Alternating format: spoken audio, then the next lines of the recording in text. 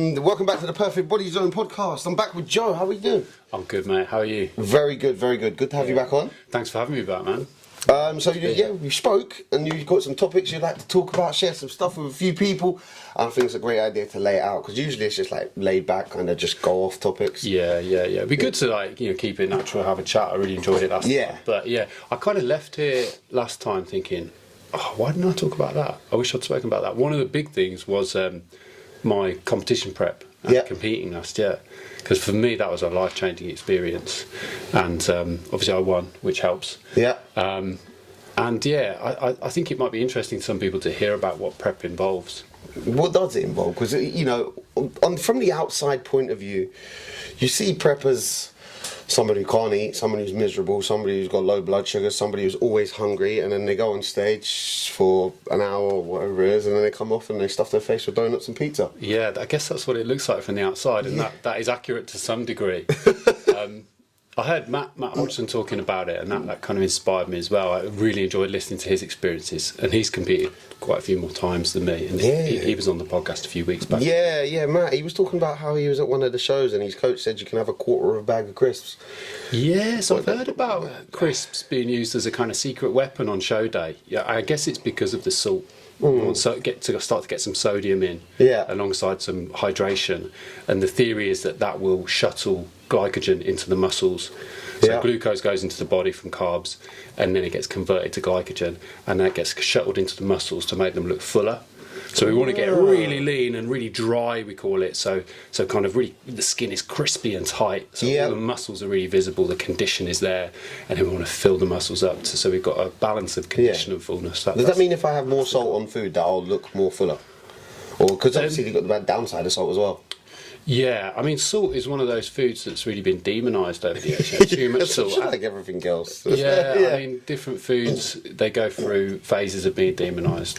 Fat in the 80s, salt, eggs. Ridiculous. Oh, eggs, salmonella thing, sugar now, to some extent. So, I think that in theory, it will work. I think you've got to be quite lean to really visually see the difference when you load up with carbs and sodium from the salt and then hydrate really well. You've got to be lean to see the difference day to day. So someone going through the drive-through and adding more salt to their McDonald's, you're not going to look. No, you've got to put in the groundwork first. Shit. So going back to what you said, I mean, prep is a hard process. For me, it was 6 months. Of 6 months prep dieting, So originally, I'd agreed with my coach to do a cut because it was that time, getting a bit fat. Bulk had gone on a bit too long. Coach says, right, time to cut. So I'm like, okay, let's do a photo shoot. I'd like to do something at the end of it, have a goal. And this was around this time last year, maybe, about March last year. So a little bit earlier in the year it started. And as I got into it, I thought to myself, this is going pretty well. I could stick to a photo shoot, or I could just actually have some courage and go for it and do a show, competition. And I had thought about it for a long time, and I'd seen other guys in the coaching group go and do it, and I had massive respect for them. And I was like, part of me was thinking, I really want to do that. It's like a rite of passage now. But I was scared. Scared what, to do the prep and the show? Both, I was scared about how hard it was going to be, whether I could do it. 6 months of dieting and watching what you eat is hard. I didn't know it was going to be 6 months. Typically for like a natural athlete, it's around 20 weeks, 16 to 20 weeks, so 4 or 5 months. It was longer for me because I did one show and then kind of held on for another 6 weeks to do another show. Oh wow! So it was 6 weeks longer than it would have been if it had just been the one. So I was scared of that process of dieting so hard. What would it do to me? Would I still be able to do my job? Because I'd heard someone say they were so tired and exhausted in prep they couldn't really talk. But it might be why a lot of people kind of stay away from it, because they've got busy, active lifestyles. They've got things that they need to do. They've got social events that they want to go to. You can't go out with your meal with friends with your diet, and you can't go do this, so you can't go to a takeaway. You can't. You can't. A lot of people sacrifice a lot for the shows and for prep. There's a lot of sacrifice involved. The other thing that I was really scared of was getting on stage in a pair of shorts and posing. Just being judged, because that's what you're there for, to be judged by not only the judges but everybody in the room and the other athletes. That's right, man. Yeah. It's a kind of scary thing. It's a performance. You're on stage in front of everyone. But it was the posing in particular, moving my body. I'm not particularly coordinated. I can't dance. Yeah. Unless I've had a lot to drink, and I don't drink, so my dancing days are over. But clearly not, because I faced up to these fears. Yep. And I did it. I had a lot of posing tuition from a lady over in Brighton called Ali Lantos, who's excellent in person. I wanted it in person. That really helped. And just learnt it and became muscle memory. And I was scared on stage, like backstage. You're in this kind of like room at the front of the theatre. It's in like a theatre on show day. Yeah. And there's loads of guys there, like all different categories. There's girls as well going on for bikini and that. And everyone's pumping up before they're going on.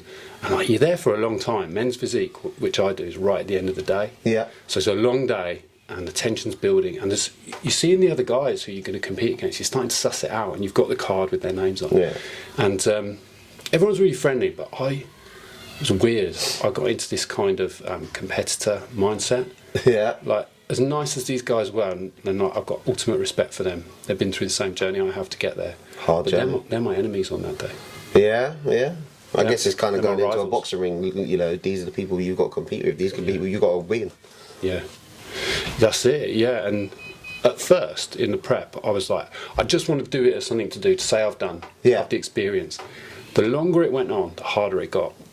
And the harder it got, the more I needed motivation from somewhere. And that motivation became the desire to win. I don't think you can go through something that difficult without developing that desire to win, because it drives you forward. Yeah. So on the day, I'm looking around and I'm thinking, I've got to beat these guys. Got to beat them. Got to believe that I'm better than them. Essentially, that would be 6 months down the drain if you didn't beat them. Did you ever see it that way? Well, that's an interesting one, because for me, the way that I dealt with that pressure and the way that I got through it, even though I was very nervous, was I told myself, I'm going to win. I'm going to win. I'm better than these guys. Positive affirmations. You're doing it. Yeah. I was convinced. Like I'm visualising it. I'm getting on stage, and I'm going to win.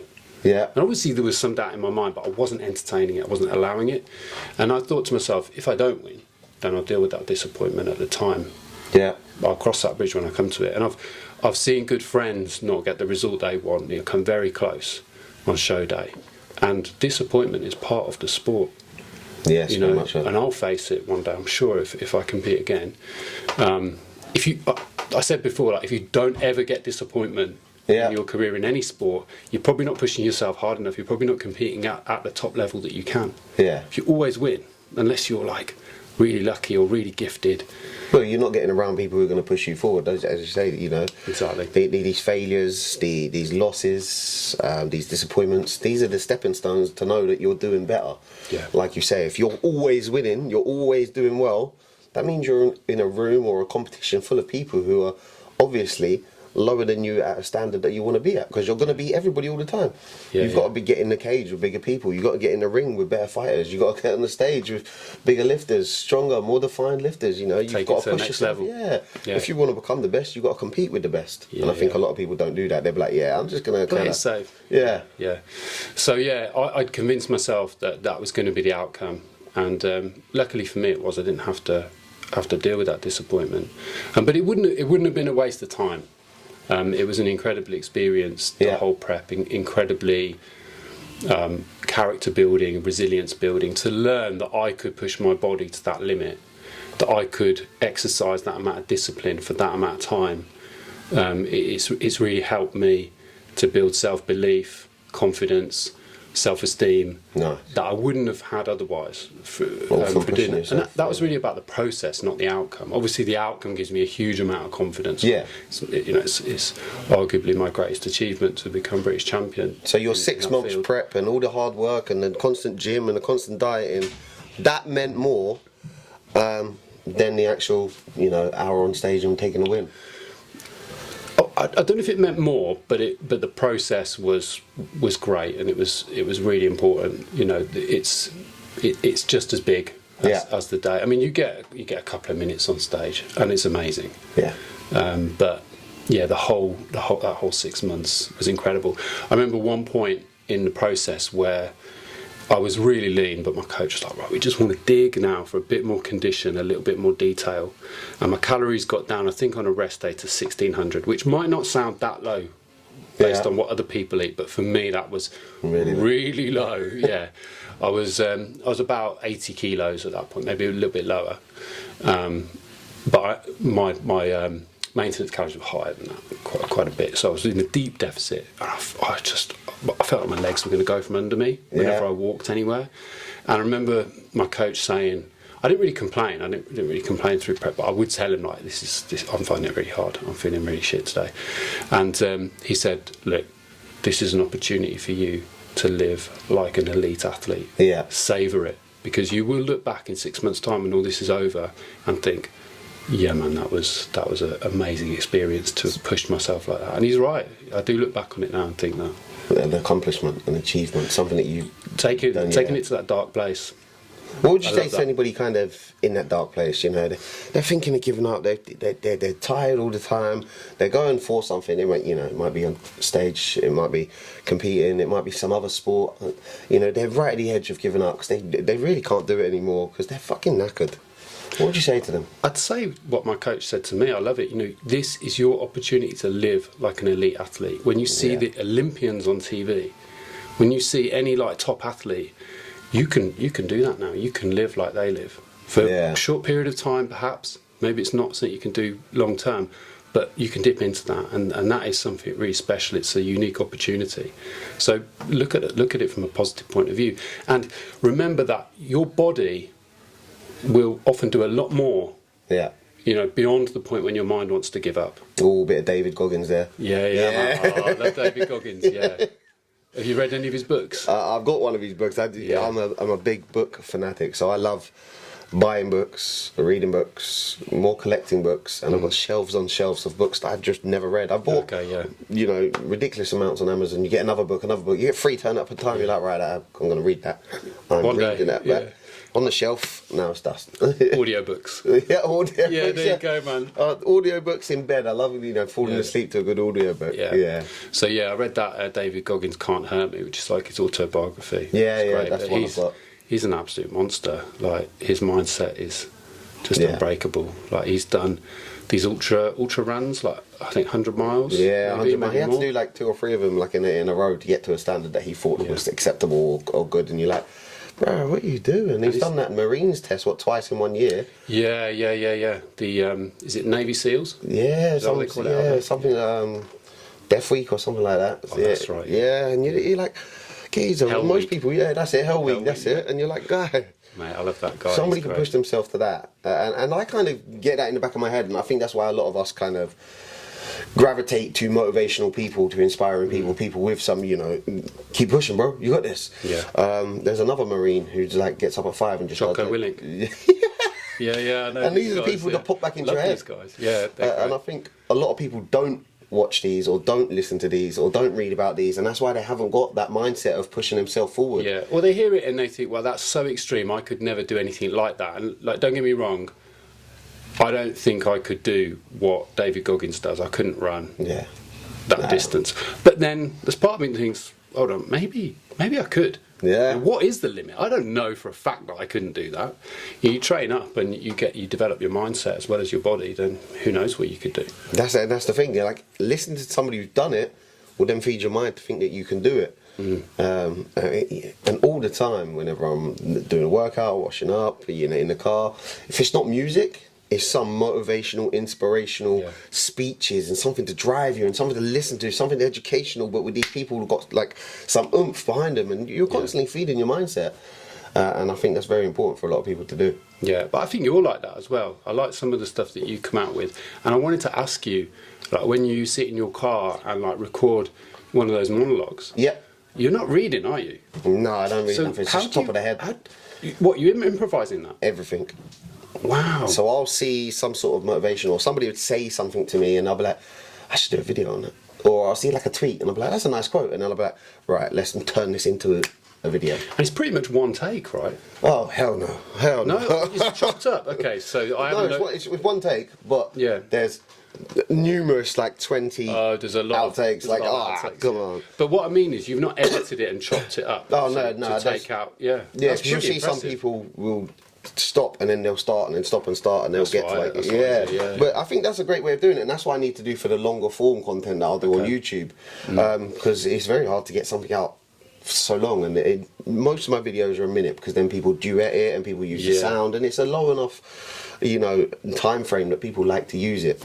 But yeah, longer I'd have to do, you know, more. The best thing is, if you're going to do a few takes or a few tries, if you can get 2 phones, because then when you chop and change the angle, nobody will know, because they'll think that you're doing it in one. Yeah, That's a good tip. yeah, and I've seen that on Gary V years ago, and when I first started doing videos, I sat down and I started doing vlogs and talking to the camera, but instead of mumbling, I'm like, oh, I've got to restart, go over, press, restart, sit down, start again, I'm like, fuck, restart, or I'll just keep it going. I'm like, right, at 10, 15, I've got to cut that bit. It's too much to think about. Yeah, but with 2 camera angles, you keep going, and you know when you're watching it back or you're editing, you're like, all right, I fucked up there, cut that, go to the next clip, go there, and people never see it because you've just changed angles, and they'll be like, all right, he's really good at this, or she's really good at this. Yeah, man. Good tips. I need to implement some of this stuff. It's really good. Like something like this, you got multiple angles for us. If anything went wrong or we messed up, it would just chop and change. So when you're in the editing process, you can just chop and change, and nobody would ever see it. Get my best angle as well. Exactly that. It's all about the light. So going back to like the show day, I wanted to sort of talk about my experience of like having my family there as well. Yeah. Because on the Southern Regional Qualifier that I did September last year, my wife came along with my kids. Kids weren't interested; they just wanted to go home. Yeah. And when they found out that I'd won my heat and had to stay for the overall men's physique, they were like, "Oh, you're kidding, Dad! I just want to go home." Not happy for you. No, they didn't care. No. But my wife just went crazy, and like the vid, she filmed it, and I can hear her like really emotional. Nice. That was really nice. That's lovely. And my sister was there with my cousin, my nephew and niece rather, and so that was nice. And then on the British finals 6 weeks later, had a proper entourage. Like my mum, my dad came, so it just really felt like they were proud of me. Yeah, and that meant so much. And I didn't really notice until I watched the video back recently, but when they read out third, second, first place, I can hear in the video of it my dad saying, "Yes, Joe." Yes, like, nice. I haven't got that kind of relationship with my dad where he necessarily is that vocal about being proud of me, or like we're not particularly emotional or like huggy or anything like that. Typical man, I suppose. Yeah. Both of us really. But to hear my dad saying that, you know, that choked me up, man. Like, only recently I watched it back and realised that was his voice in the background. That's good though. That's got to be really nice, and you know it comes straight from the heart, because if somebody's not really emotional or open, and then they're screaming their lungs out for you, and they're just so happy and proud, that's a raw emotion. It was nice, man, and like it was good as well to get that recognition, because like if I'm honest, like that's a big part of it. I'm doing it for me, but I think a lot of us do things for respect and recognition and approval from others. Like, can't really deny that. That's the ego, I suppose. But it was nice to have that. Yeah. That is nice, because a lot of people kind of do these things alone, and their friends and family don't understand them or don't see the reason behind it. And I was talking to Parlo, I was talking to Luke, and everybody was saying, you know, a lot of friends and family will never understand your journey. They'll never respect it. They'll usually just shun it, or they'll turn it down and be like, "You'll never achieve it. You'll never do it. What's the point of trying?" And that's when they start showing their true colours. You know. Yeah. I think that it can be a pretty lonely place to be when you're like. I'm not even talking about a competition prep, which is really extreme, and a lot of people didn't get it. Yeah. Even just a diet, like a fat loss diet, you might have friends and family that are like, "What, you're not going to get a Domino's with us tonight?" You're like, no, I'm on a diet, I'm having my chicken and rice. They're severely offended, but I think they're more offended that they can't say no. So they're you know, mirroring their kind of shame, guilt, anger to you. I think you're right, yeah. And a lot of the time. It's sickening that a friend can be like, if I don't want to have a Domino's with you, I can still chill with you, I can still have a good time with you, I can still laugh with you, I just don't want to eat that pizza. It's or the that same with drink or drugs, isn't it? Oh, that's even worse. Yeah. Why are you not coming out and do a den cheeky line with us? Because I just want to wake up in the morning and focus on my business, or I want to go to the gym, or I want to do something better, or spend time with my family. And they get really offended, like, oh yeah, you're boring. No, you're just fucked. This is something that came up with a client recently. She was out with some friends, and they were like, I don't even think they said anything to her negative about the fact that she was sort of looking at the calories on the menu and trying to select something that was going to fit her diet. But she felt like, what if they think I'm boring? Yeah, you can feel it as well. Yeah, and I think that's one of the challenges when it comes to mindset and thoughts around dieting, like judgments from others. Are they going to think I'm rude if I turn down their offer of food? Are they going to think I'm boring? Are they going to think I'm strange? Yeah. You've got to get over that and think, like you said, they're not particularly good friends if they're going to give you a really hard time over that, especially if you're really overweight, obese, and you're doing it for health reasons. No, it's not just vanity at that point. It is going to add years onto your life getting healthy. What true friend would want to keep you in a negative place that will affect your health in a negative way? Exactly. I don't think it's necessarily malicious. No. It's like you say, some of it's probably unconscious guilt about their own food choices. But yeah, you've got to let people do them, haven't you? Exactly that. They've made that choice to get healthy. Yeah, there's a few other common mindset challenges that I come across as well. So you've got all or nothing thinking. Yeah. It's closely linked to perfectionism, where you see things as either or, all or nothing, black or white. So I've got 2,000 calories per day. That's my target to lose weight. I've slipped up and eaten a packet of crisps. I wasn't meant to eat that. Throw the day away. So what? Throw the day away. Yeah. Press the fucking button. So many people start a diet on Monday and then restart the same diet on the next Monday because they fucked up on the Tuesday or Wednesday, or they fucked up the weekend. This is it. Do you think, well, it's all or nothing. I've slipped up now, so it's not perfect. So I might as well eat a load of shit, and that can go on, as you say, for a whole week, maybe longer. Yeah. So it's not just a day. So you've got to try to see that middle ground. I've slipped up. It's a lapse, not a relapse. I just need to get back on it now. It's not perfect. The thing with dieting is, I believe it's a skill that you learn. So all these behaviours that you're trying to embed, but also the mindset, the thinking, because thoughts and behaviour are very much linked. Well, dieting is very negative, and a lot of people said, I don't want to diet, I don't want to do this. They're very negative and shun it, and it's a terrible word for a lot of people. Yeah, I wonder, as you say that, I'm thinking, what's that about? Why is it so negative? We all have a diet. Yeah.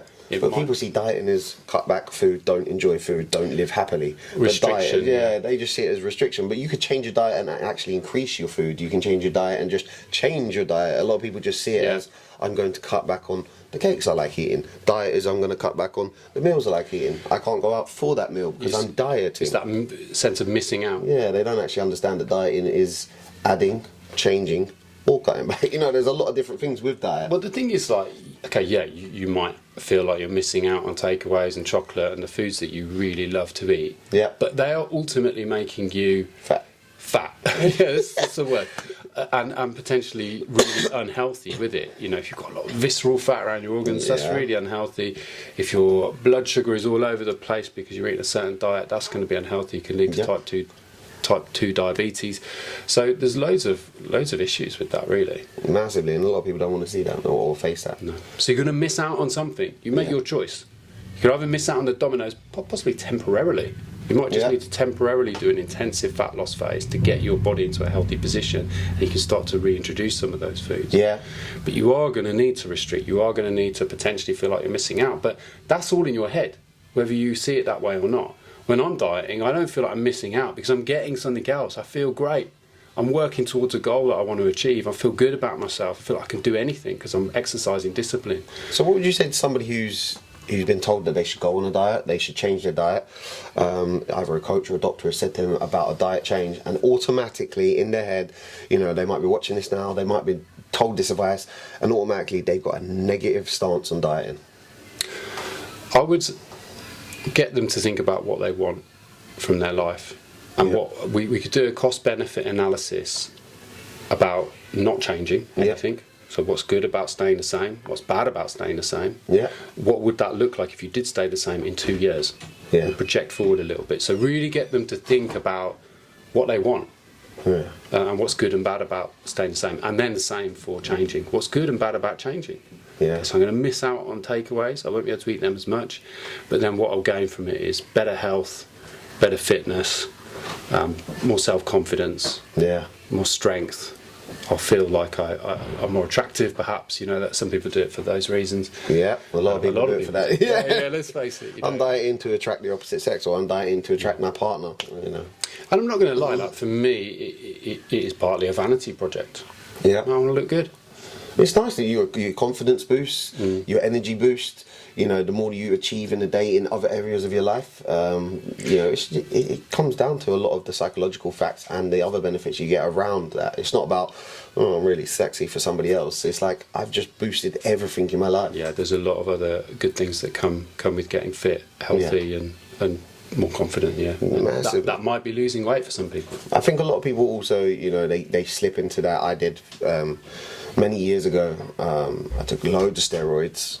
Got in really good shape, started putting it all online, my Insta was full up of just me holding the towel, me trying to be sexy, me trying to get the likes, me trying to get the attention, trying to get a girl to slide into my DM, and I just turned into a bit of a prick by doing it. Okay. Yeah, and it just I was craving attention, I was craving somebody to love me, somebody to give me a That's normal, isn't it? But we need that. We don't need to turn into arrogant pricks a lot of the time, and I think people do. You're right. Yeah, you've got to get the right balance for you, I think. Yeah, if you look good, you don't have to keep showing it off and barely covering your bits. Yeah, it's a weird one for like coaching, because like for me, my physique, which I've worked for, is part of what I'm selling. That sounds really dodgy, doesn't it? But it's true. I'm not selling my body. Some of that street corner coaching. I'll give you a diet plan and a hand job. That's not included. But yeah, it is part of like what I'm advertising. Look, this is what I've done for myself. This is what I can help you achieve if you want it as well. There's a prime example. I was talking to somebody else on the podcast, and I was saying you wouldn't go to a mortgage advisor who's never bought a house. No. I'm not going to go to a PT or an online coach if they're really out of shape and look unhealthy. No. You need somebody who's, like you said, you've done the shows. There's proof in the pudding, except for you can't eat the pudding. Mate, the thing about dieting though, when you get deep into it, like, and I'm not just talking a 6-week cut. You're going to get hungry during a 6-week cut, but a lot of that will be like psychological hunger. There's a difference between psychological and truly physical hunger, and obviously there's an overlap. But a lot of hunger is psychological. You think you're hungry, but your body doesn't actually need the food and the calories as it does later on and deeper into that diet. So on a competition prep, you get to a point where your legs, wherever you go, just feel like jelly. Ooh. And no matter what you eat, even if you had like a really high carb day, don't touch the sides.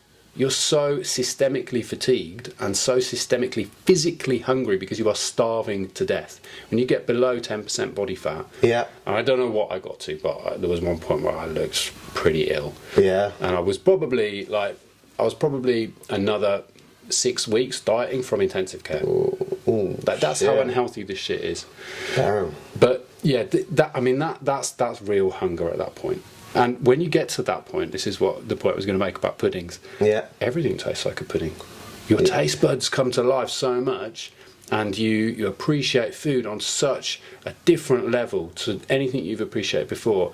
Like I was making bowls of cream of rice. And I was saying to people, this is like a 5-star Michelin starred restaurant. Do you know what I mean? This is gourmet. I'm going on MasterChef with this shit. Like the appreciation of food is off the chart, and that, for me, I think that's really good to reset your relationship with food. Just the appreciation of food is so high, and that lasts afterwards. If you get everything that you want all the time, you start to respect it and want it less. If you live in a life of gluttony, a life of lust, if you're having sex all the time, if you're drinking all the time, if you're doing drugs all the time, you don't actually get the highs or the dopamine hits that you was going to get before. There's no contrast, is there? Because you're always getting it, so you don't appreciate it. The weekend is so good because of the working week. Yeah, exactly that. It's the contrast. Yeah. Food is so good because you've experienced restriction, you've experienced not being able to eat whatever you wanted all the time. So that'd be a good tip for a lot of people. Restrict your diet for a bit now and again, just so you can appreciate the foods that you are eating or the foods that you do taste. I think it can really reset your relationship with food, in a really positive way. It's a good idea. Take a diet. talking of restriction, I want to get onto this. I've seen some coaches make promises to people that they won't need to restrict. Oh. So I'm looking for 5 guys or girls who want to drop 10 kilos of body fat I've seen this. in 2 months or whatever the time frame without giving up the foods they love, or even without restricting. Yeah, so you'll just automatically click that deal, you'll automatically sign up for that coach. Sounds pretty good, doesn't it? That does sound good, yeah. But it sounds too good to be true, and it is, because, and I really object to this because, sorry, you probably are going to need to restrict your diet. You probably are going to go without some of the foods you love for a period of time. Okay, yeah, so maybe you can still eat a spoonful of ice cream a day, but you can't eat a tub. You're going to restrict it. And why waste some of your, very scarce, valuable calories on something as calorie dense as ice cream, which is not going to be satiating. Yeah. It's not going to be giving you any of the nutrients your body needs. Like, you've got to think very carefully about what you're eating. So when I'm cutting, as I am at the moment, I ain't going to waste some of my calories on really calorie dense food just because I fancy it. Yeah. I've got to think smart, I've got to manage my hunger. So meal timing, going for foods that are going to satiate me. So is it false advertising? Is it just, empty promises? Is it just to get the money in and sign people up, and then you'll be like, right, now I've got your money, I do have to restrict you on this, and this? I think it must be. I don't know how these people work necessarily, whether they've got some magic method that I don't know about, but steroids. I would imagine it works. Steroids. They ain't going to solve the problem, though. Do you know what I mean? If you fat burners on steroids. Yeah, come to the dark side. you know this. People that use anabolics, they still got to work. They do. Yeah, they've still got to diet hard. Yeah. Maybe not quite in the same way. There are some differences, obviously, between assisted and it speeds up your process, but there's obviously pros and cons to a lot of it. But what do these coaches, these gyms, these PTs, what do they get out of selling something so luxurious, taking your money, then telling you, I gotcha, now you have to take all this away, you have to work out 6 hours a day, because we got to get to the goals that I said that you could get really easily, but now you've actually got to really put in work. Well, I don't know if they're necessarily that unscrupulous. I think one of the problems is that I've had a bit of a journey over the last few months, kind of getting into this online coaching business, learning it. And I signed up with a business mentor, great guy, nothing against him, and I learnt a lot of really valuable stuff from him. Nice. So really positive in lots of ways. But a lot of the business and marketing practices that do work, undoubtedly, they didn't sit right with me. Yeah. So this kind of thing, like, I'm looking for three new clients this week. No, you're not. You ain't looking for 3. No. You've got space for 20. Yeah. You're bullshitting. The scarcity, Scarcity tactic, yeah. And so many people put that scarcity tactic on there, and it's a great form of marketing. Well, look at Prime, the drink. It works. But I feel, I'm not trying to be all like high and mighty up on my pedestal here, like I'm some kind of ethical guru, but it just doesn't sit right with me to bullshit people. Like, there are very few coaches that genuinely have a waiting list. Yeah. Like Callum Raystrick, maybe. Some of the other top guys in the industry. Because they're so sought after, Yeah. But, if you're honest, you ain't got 3 spaces. No. You've got 10, 20, maybe more. So that didn't sit right with me. And also the sense of urgency, trying to start, this offer is available for 1 week, or the spaces are running out. Do you know what I mean? Again, it's scarcity and urgency. Yeah. Well, a lot of people do that, outside of coaching and PT. It's just something that works, because a lot of people think they're going to miss out. But from a kind of fitness and health aspect, at what point do you be like, do you know what, I'm going to miss out on that really good deal to change my body? Nah, I get it next time. And then you just stay unhealthy and fat. At what point do you not think it should be scarcity and it should be urgency at all points? Because that's your health, that's your fitness, that's your confidence, that's your lifestyle. Well, I don't want to kind of manipulate or trick people into making that knee-jerk decision. I want people to be ready because they're ready. It's the right time for them. And I will have conversations with them to try and get them to recognise that it could be the right time for them. But ultimately, it's their decision. I don't want to rely on these psychological tactics to almost trick people, you know. And you're right, you get it, it's normal. And I've had conversations with people about it, going, I don't know what to do, you know, I'm being told that I need to do this in business, and everyone does it. Apple does it, JD Sports do it. When you're on looking at an item, they say 20 people are looking at this now, 28 people have bought it today. It's the same tactics, it's standard. Sports Direct is one of the best. It's always on sale. Everything is always on sale. Sports Direct, like shutting down sale. This is sale. That's that business model, isn't it? To say you're always getting a great discount. So I know that this is standard stuff, and I know that I'm taking a risk to not use these marketing tactics. Another one which I've wrestled over is there's this tendency in the industry for coaches to not tell people their price. So if you messaged an online coach today and said, I'm interested in coaching, how much do you charge per month? And then they'll start the process of signing you up, getting your details, talking to you. They will basically, what I was advised to do directly is refuse to answer that question. So say to them, well, my policy is, or not my policy, you wouldn't talk like that. My preference is to talk to you about what the offer is. Let's have a call, and then I'll go through the pricing with you then. Sounds reasonable. Yeah. But it's all about trying to deploy the sales tactics. Deploy all these psychological tools to manipulate someone into buying something they potentially don't really want, or maybe aren't ready for. You know, handling objections on a call, sales. Again, all standard stuff, but for some reason it just doesn't sit right with me. So I've been wrestling with this dilemma of whether or not to publish my price. Which, by the way, is £150 a month. There we go. That's reasonable. See, it's public now, public knowledge. I know some coaches charge more. The business mentor that I was working with wanted me to charge £200. So I've brought it down because I want it to be reasonable, I want it to be accessible. But I'm starting to come around to the idea that I want it to be public. I don't want to obscure it and be evasive. See, I thought it'd be a lot more than that for coaches, and because I've never seen a price. There you go. There you go. It's not something people talk about in the industry. I think maybe if people spoke about it more, you'd be like, yeah, actually, that's not too bad to change my lifestyle, change my diet, change. It would, like, by anyone's standards at the moment, that's quite a lot of money. You could spend 150 quid on a night out. You could, and like when you think about it this way, an in-person PT session. What do you reckon? It's got to be about 15-20 quid an hour now, hasn't it? Well, I think more. I think Pete's. I don't know. I know years ago it was, you know, £10, then it goes up to 15, and then I think last time I seen £10 an hour is below minimum wage, isn't it? And then you've got to pay the gym. That was years ago. That was many years ago. I think most PTs charge about £40 an hour now for an in-person session. I might be wrong. So if you think about it, 4 of those is £160 a month. If you have one a week. That's more than online coaching. But with online coaching, you've got a PT in your pocket the whole time. You can send them footage of your workouts as much as possible. It's unlimited. When you sign up with me. God, I sound like I'm doing a sale now. So that's an unlimited resource. You've always got a coach with you if you choose to send footage. You've got the 6 workouts, or you've got the workout for the 30 days. Yeah, exactly. And you've got me on WhatsApp the whole time. I'm going into sales lessons. If you want to sign up now, doors close in 24 hours. I think that's a lot better for people to sign up now. You know, it does make sense. 6 sessions, 160, whole month, 150. It makes sense, and it doesn't mean you have to be scarce on both of them. You know? Well, sign up with me and I'll do 6 sessions with you. Sign up with me and I'll give you a month.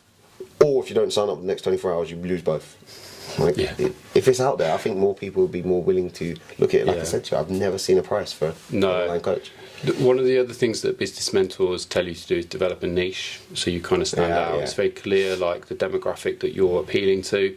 And for me, I've kind of thought, well, what is my niche? And obviously, I'm a bodybuilder, so that's part of it.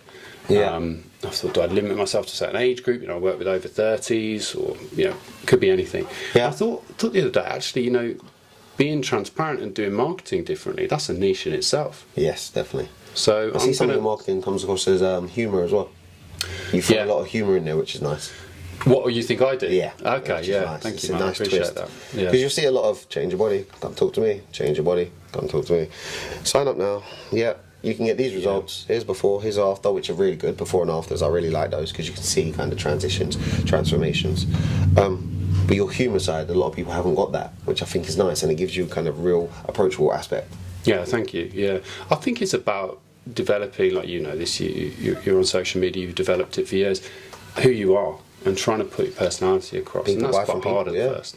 Yeah, people buy from people. They like people. Yeah. Well, that's the hope that people will get to know you. They'll kind of like you on some level, and they'll trust you. Yeah. And so I think that trying to practice the marketing with a little bit more integrity in a way that fits my values, that's about, hopefully going to be about building trust with people. Yeah, definitely. Being transparent. I'll tell you about what I'm doing at the moment. So it was going to be a mini cut just to tidy up. I've been bulking for 6 months. Need a bit of a tidy up. Part of that is to increase insulin sensitivity. Yeah. Insulin allows glycogen, which I mentioned earlier, to be injected into the muscles, so it can be used to perform exercise, and it'll give you that fullness.